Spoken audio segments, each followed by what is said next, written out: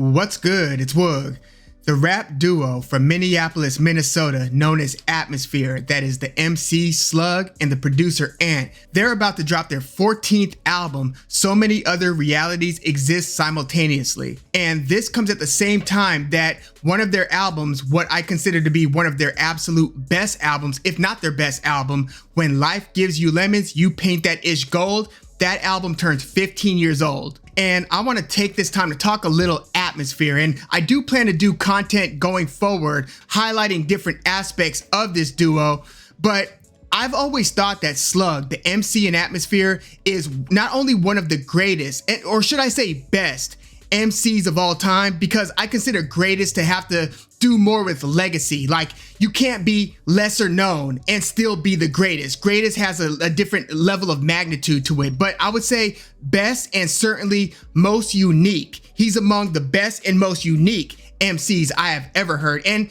if I was to start to whittle down my favorite rappers of all time, Slug from Atmosphere would certainly be on that short list. I would say that Slug's MCing, his lyrical style, is so observational. And when I say that he's the most unique rapper I've ever heard, and this includes everybody, this is including Busta Rhymes, MF Doom, you name it. I'm saying that there is something that's so observational about Slug's skill where it's almost like he, unlike 99.9% of the rappers out there, doesn't seem to play into the bravado of the rap persona. Like, you know how most rappers kind of seem like there is like the real them somewhere in there, and then there's the projection of them, what you hear on the record, basically the character or the role that they are playing in their music. It's almost like Atmosphere, or should I say Slug, and that's always a common point of confusion, that a lot of people associate Slug the rapper with Atmosphere the duo, because the producer Ant,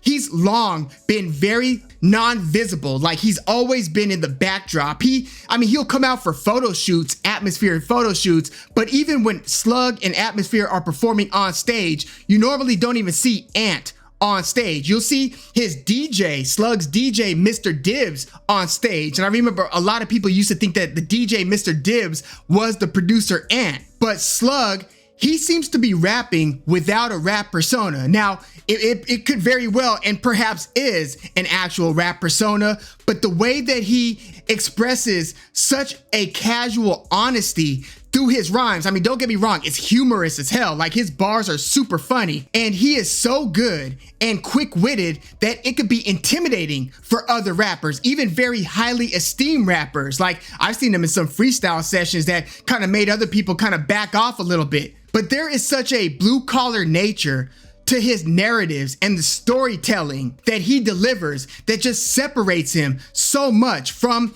what other rappers are giving us. So if you go through his catalog, and I remember the first time I was introduced to Atmosphere's music, I, at the time, was a part of an underground rap group in the early 2000s, and after one of our practices or rehearsals, me and my boy, we were just sitting in the car, just kind of hanging out in the parking lot of that sound arena, and we were just listening to music on each other's blank CDs, just kind of popping it in and playing, some of the stuff. And I remember, I will never forget, he played, my boy, Ronan, had played a song, and it was the Travel remix. And I remember the way that he just came in after a super soulful vocal sample and kind of a dark beat. That's one of the hallmarks of Ant's beats. They're soulful, they're bluesy, they're often jazzy, but they're often dark. I love the dynamic. But after a couple of the measures with that vocal sample, like, yeah, you hear the rapper come in. And again, I was unaware of exactly who Atmosphere was at this time. And this rapper comes in talking about, we travel like the wind across the rotten fruited plain. We travel like the blood that surrounds your brain. Atmosphere is landed, demanded that we raise the curve, expanded kingdoms,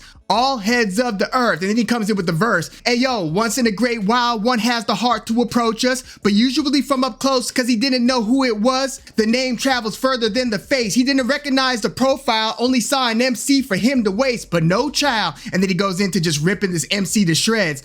But it was such a prickness to it. Like, you could almost picture this dude like in a house party environment where there's a cipher breaking off and he's just looking for somebody's heart to break.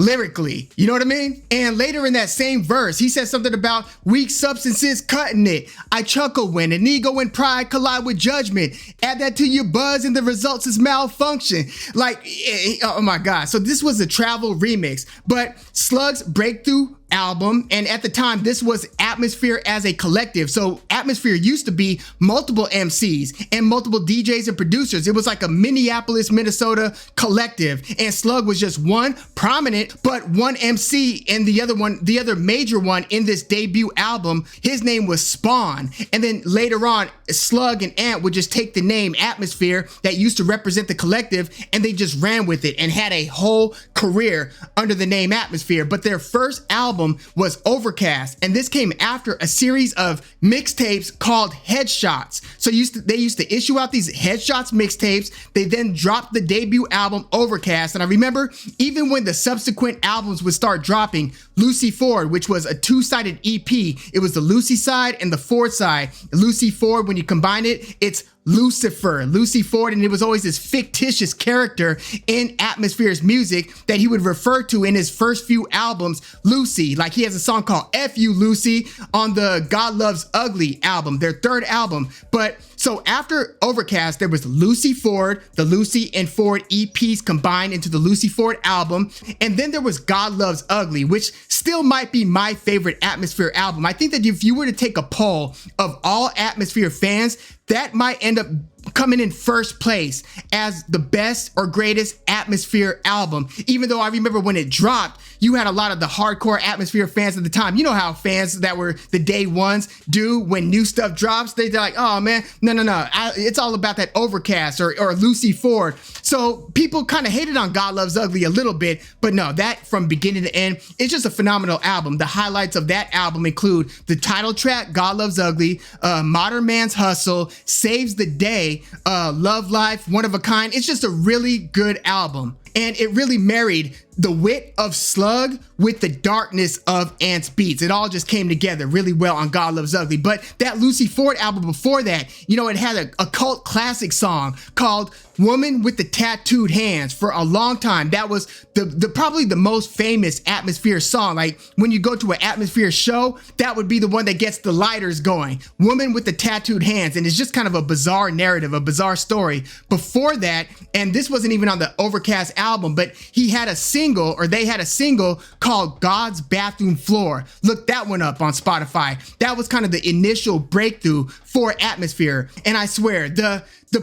poetry of that song is so non-linear and is so unlike what you were hearing at the time. And you know, Slug and Atmosphere, they were classified as underground rappers. I mean, Slug, for instance, is like really good friends, like way good friends with the Living Legends MC Murs. In fact, they have a whole series of albums, collaborative albums together with Slug and Murs under the name Felt. They've got like the first one, which was a tribute to Christina Ricci, which was always like Slug's professed crush in a lot of his songs. So their first collaborative album, Murs and Slug, was called Felt One, tribute to Christina Ricci. That was all produced by the Living Legends rapper producer Grouch. The second one, which was my favorite one, was the tribute to Lisa Bonet, and that one was entirely produced by Ant. And there's this one song on there called Be My Woman Tonight, or it might just be called Woman Tonight, but that is one of the best Slug verses that you will find. It starts off with, hey lady, I don't mean to be so forward, and then he goes into the verse, and like one of the cold lines that he says was, I bet you like to F, but you love to argue,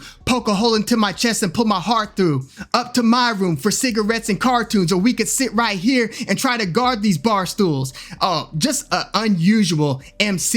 But yeah, the second one was a tribute to Lisa Bonet. And then the third one, Felt 3, was a tribute to Rosie Perez. So yeah, that's the Felt series. And that third one was produced by underground rapper and producer Aesop Rock. Not A$AP Rocky, I'm talking Aesop Rock, who preceded A$AP Rocky by several years. Underground legend Aesop Rock. But yeah, by 2001, or was it 2002, when Atmosphere dropped God Loves Ugly, that was kind of like a trifecta, because then you had Overcast, Lucy Ford, God Loves Ugly. I urge you, if you have not heard those albums, please go back and listen to those albums. And you could also hear the evolution in Slug's style, because he starts his career super freewheeling, because he's one of these guys who is an insanely talented freestyler. He's co-founder of the label Rhymesayers. They issued out the MF Doom Food, that Food album. That was on that label, Rhymesayers, co-founded by Slug. But that label also gave Brother Ali his career. It gave Idea, rest in peace Idea, his career. They had Blueprint, the rapper Blueprint, not the Jay-Z album, but the rapper Blueprint on that label as well. Brother Ali, another very good rapper, very good freestyler. That's the thing about these Minnesota cats. Like, they could freestyle their butts off. And Idea, basically Slug's lil homie, was kind of the pinnacle of this. In fact, he was a winner of an HBO broadcasted Blaze battle back in the beginning of the 2000s. He won the whole tournament. And this is actual freestyling. They used to have like these Scribble Jam events where people would be coming off the top of the head. It's not like these, the recent style of rap battles where you come in with like a 5-minute, 10-minute prepared verse, just all of this material combined. I mean, headed into these actual freestyle battles, the rapper often didn't even know who they would be battling. So you've got to really come off the top of the head. Slug and Idea, dudes like these are actual bona fide freestylers. I'm not saying that these other, rappers aren't talented. They come up with some of the most insanely prepared stuff. But Slug and Idea, just go YouTube. I'm serious. Search this. Slug, Idea, Wake Up Show, freestyle, and you'll see exactly what I'm talking about. Like, these guys did not play. And this is kind of a rare art form, kind of a lost art, if you will, where you are literally in the moment coming up with the raps as you're going, and you're delivering these raps that are often as good, or if not better, than a lot of people's prepared verses. These guys are that good at that. But yeah, early Atmosphere, Slug was rapping a lot faster. Like, he would be like, wait a minute. And then he would just kind of go into these like sort of freewheeling verses, almost like a train of thought style verse. And it would be very witty, very sharp. He started to slow it down, I would say, just after God Loves Ugly, heading into Seven's Travels, another very good album. I remember I saw him and Merce and Brother Ali perform at, I think it was the Fonda Theater, the night that they dropped Seven's Travels. So that was a very good album. Like, I really like the song Sick Pimpin'. And one of my favorite Atmosphere songs closes that album, called Always Coming Back Home to You. It's just a beautiful ode to his hometown. And if you let that song play, it goes quiet after that song for like 2 minutes. And then there's like a bonus track at the end of the album called Say Shh. And it's also about Minneapolis. But listen to that song, Always Coming Back Home to You, and you'll see what I mean about these kind of vulnerable, very honest lyrics. Like, he starts it off saying, to all my killers and my $100 billers, that beginning of Shook Ones Part 2 Mobb Deep song. But then it diverges, and after he says to all my killers and my $100 billers, he says to emo kids that got too many feelings, and then he goes into the verse. Very clever. But things like that and that type of sensibility in his rhymes, it almost makes me wonder whether Drake was a big Atmosphere fan, because I do see a lot of parallels between Drake and the rapper Slug. I mean, there are very differences, but there are a lot of similarities. You know how Drake is so trend-setting when it came to like the vulnerability that he was showing in his verses? Well, Slug did a lot of that too before it was fashionable to do so. I think that Slug really kind of pioneered that type of like non-pretentious vulnerability in his rhymes. Again, listen to those first 3 albums, and then I said that he started slowing it down in terms of his cadence by the time he got to Seven's Travels. And this was also when they started to take off more commercially, because between that album and then the next album, you can't imagine how much fun we're having. I remember going to Tower Records and getting I think I got the album signed, or I might have taken a picture. If I did, I'll put it up in the video. But yeah, this was another very good album. But you could also hear that they were kind of going from a lo-fi sound. Like, you listen to Overcast and Lucy 4, it sounded like it was recorded in somebody's basement or somebody's closet or something. But then you get into like Seven's Travels, you can't imagine how much fun we're having. There's just a different level of gloss on the production. It doesn't sound low budget anymore. And the mixes are a lot better. Like, you don't hear Slug's voice like it used to kind of cut in and out. Like, he sounded like he was further away from the mic sometimes than others.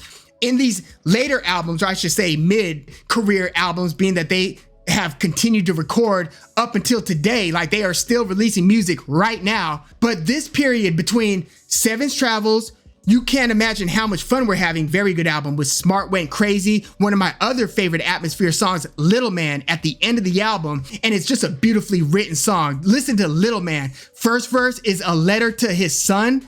Second verse is a letter to his dad. Third verse is like a letter to himself. It's called Little Man, track 13 of a 13-song album. You Can't Imagine How Much Fun We're Having. And then the album after that, When Life Gives You Lemons, You Paint That Ish Gold. That's the one that is reaching its 15-year anniversary. Between those three, and then his very next album after that Lemons album, Southsiders, that was the commercial peak of Atmosphere. That's when you started to see them pop up on like the late night shows performing a song and stuff. One criticism I would have of Atmosphere though, I didn't like how they selected their singles. Like when I heard the You Can't Imagine How Much Fun We're Having album, and then the When Life Gives You Lemons, You Paint That Ish Gold album, and even Seven's Travels, where, okay, they did Trying to Find a Balance, which was one of their most popular and commercially successful songs. Like that would be the song that they'd be performing on the late night shows, Trying to Find a Balance. But like other singles like National Disgrace, Watch Out from You, like You Can't Imagine How Much Fun We're Having had Watch Out and Say Hey There as its singles. And I would have so rather them go in a different direction. They had so many other good songs on that album. Same thing with the Lemons album. Like they did Shoulda Known, they did Guarantees, which Guarantees was pretty good, but then they did You Don't Know, like I didn't like that single. And so when I would see that they were about to perform on like, you know, whatever late night show they were going to be on, and they end up coming out with the song You, I'm like, oh my God, no. Finally, they're showcasing their stuff to a wider audience and they're going to come with this song? No. Like from the When Life Gives You Lemons, You Paint That Ish Gold album, I would have much rather them come with the song like Puppets, or my favorite song from the album called Waitress. Listen to that song, The Waitress. It actually has vocals from Tom Waits in the song. It's the second to last song on that album. This is certainly another one of the best Atmosphere songs in their entire catalog, The Waitress. Listen to the storytelling of that song. It's simply phenomenal. You do not get other rappers that are writing like that. Seriously. I'm going to stop there, and we're going to get into more Atmosphere in subsequent videos. Again, they're dropping their brand new album. This is like their 14th album, and it's crazy. When they dropped that When Life Gives You Lemons, You Paint That Ish Gold album, I was almost certain that they were about to wrap it up as a career, because I'm like, you can't outdo what you guys just did here. Because to me, that was like the climax of their career trajectory, that Lemons album. But they have now released 8 albums since that Lemons album. It's remarkable. Like, and they are tireless touring artists. Like, they have been touring basically for most of the last 20 something years. This is not an exaggeration. They just endlessly tour. I mean, you could look at that album cover for You Can't Imagine How Much Fun We're Having and see the type of lifestyle that their touring life has been for the past couple of decades plus. But yeah, they have certainly exceeded what I thought their longevity as a group would be, and just how prolific they have remained. And if you like follow them on Instagram, Slug is just as like, you know, funny and clever as ever, like with his posts. Nothing is typical. And if you go see Atmosphere live, you're not going to just get him rapping the songs verbatim. No, he adds different accents and different touches, switches up lyrics in a lot of different instances to basically cater to the crowd that's in front of him. And he'll even break out into like 5 to 10 minute freestyles where he, again, is going off the top of the head in the moment, and he's just rattling off whatever is going on and whatever he's thinking in that exact moment right in front of the crowd. And it just adds for such a dynamic performance. But yeah, let me know if you are aware of Atmosphere. If you are you a fan? If you're not a fan of Atmosphere, but are a fan of underground music, what other underground MCs did you prefer to Slug? Because again, I mean, I've heard damn near it all. Like, I've listened to so much underground hip hop throughout the years, so much mainstream hip hop throughout the years. And I can't think of an MC that's more unique in the way that he distributes the narratives than Slug, from Atmosphere. And again, shout out to Ant with the beats, like, because this truly is a tandem. It's almost like Gangstar, where you had Guru and DJ Premier. Rest in peace to Guru. But yeah, let me know what your thoughts are on Atmosphere. And you know, I'm not gonna lie, I haven't been listening to as much Atmosphere with these last few albums. I did check out Southsiders from 2014, and I do plan on listening to this new album. But that's more because of me, the listener. It has nothing to do with the degradation of the quality of their music. It's just me having been a fan for so many years. I mean, Eminem said it back in the day. He said, "You're not even impressed no more. You used to it." But yeah, let me know your thoughts on Atmosphere in the comments. Please like the video, subscribe to the channel. Like in the future, I'm gonna do like rankings of their albums or just kind of spotlighting different portions of their career. And again, Slug used to have a faster cadence. He slowed it down, but in a way, it almost made for better storytelling when he slowed it down for Seven's Travels, You Can't Imagine How Much Fun We're Having, and When Life Gives You Lemons, You Paint That Ish Gold. But yeah, let me know your thoughts. I'm Woog. Thanks for tuning in.